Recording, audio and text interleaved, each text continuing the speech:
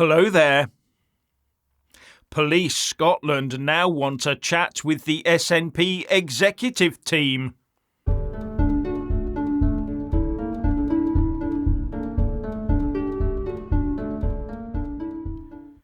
So according to reports, Police Scotland want to find out from senior SNP people how much Nicola Sturgeon really knew about the party's finances, after a video emerged about her saying how strong the money position was.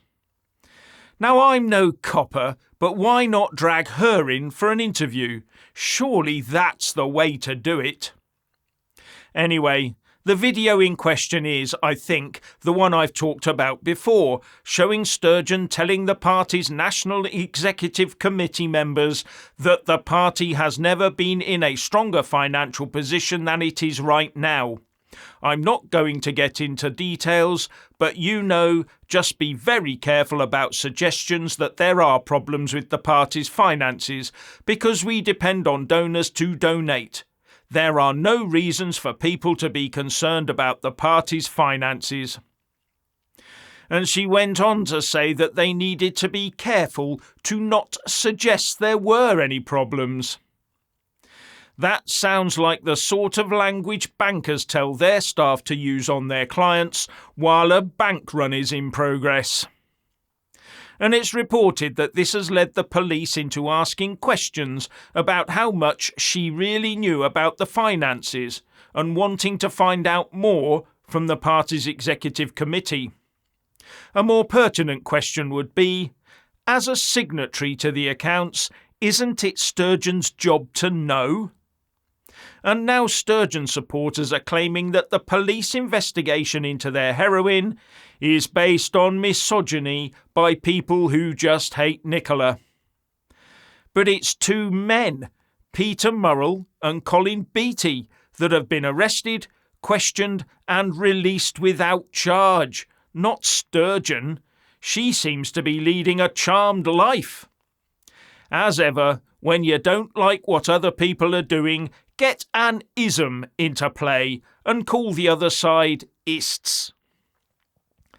Now, a couple of days ago, we learned that the Shadow Chancellor Rachel Reeves wants to merge pension funds and then make them invest in start-up companies and the like to get the UK economy moving. The government basically taking charge of our pension savings. And now we hear that the Tony Blair Institute says much the same thing, as does the Treasury, which is also looking at similar plans. Basically, they want to convert all the thousands of small pension funds into half a dozen mega funds, and then have those funds investing in the correct type of projects.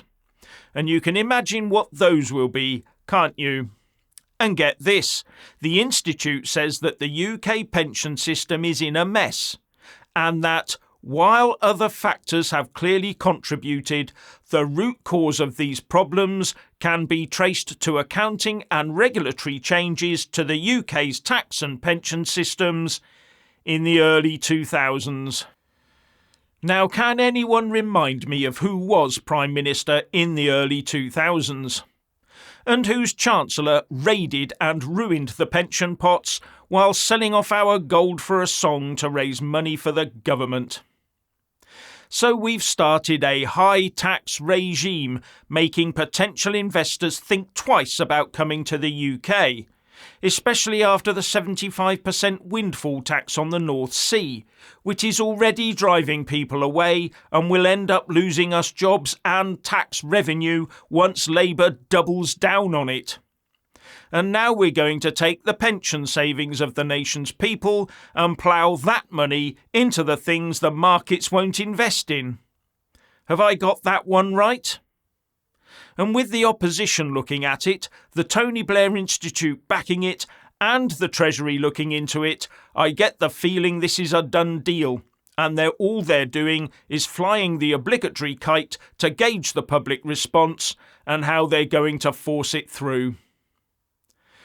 And now in my next segment, I'm not going to bore everyone by adding yet more silly talk about Philip Schofield and ITV's Good Morning programme. So what's this? The Germans thought the UK was out of control during the Falklands War? They're just miffed because we did it, and further miffed because we won.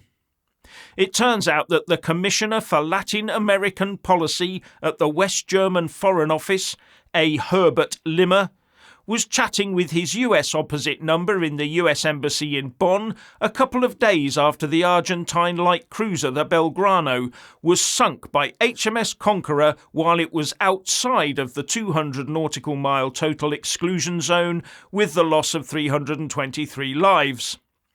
And the US Embassy sent a telegram to Washington saying that Limmer told an embassy official that some of us regard the sinking of that ship outside the exclusion zone as out of proportion to the problem.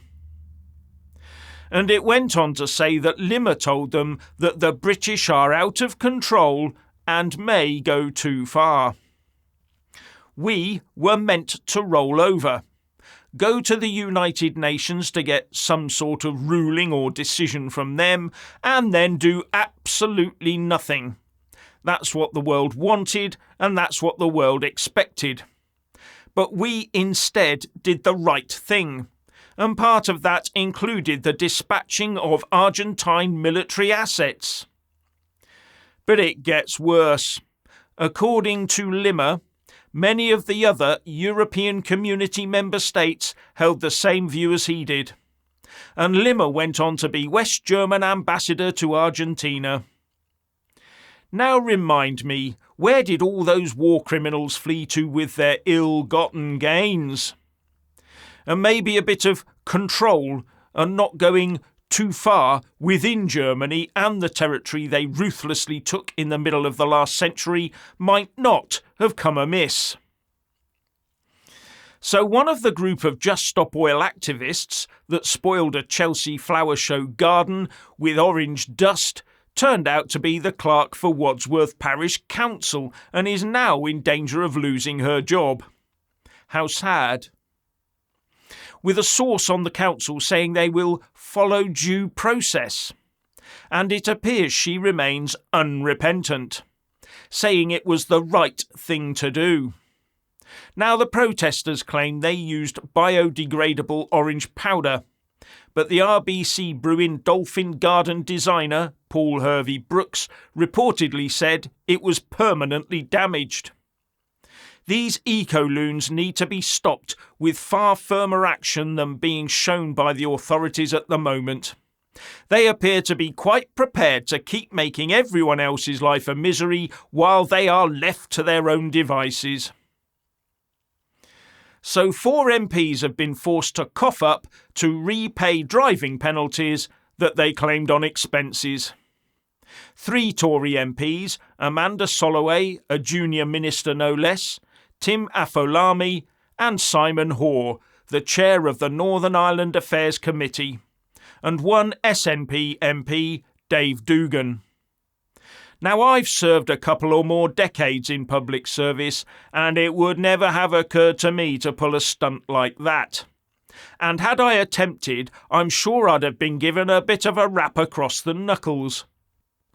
But to have to repay those claims means those claims must have been accepted in the first place by IPSA, the Parliamentary Standards Watchdog. On this, IPSA says that mistakes were made, but that the rules are entirely clear. You cannot put fines and penalties on expenses. But somehow they still manage to do it.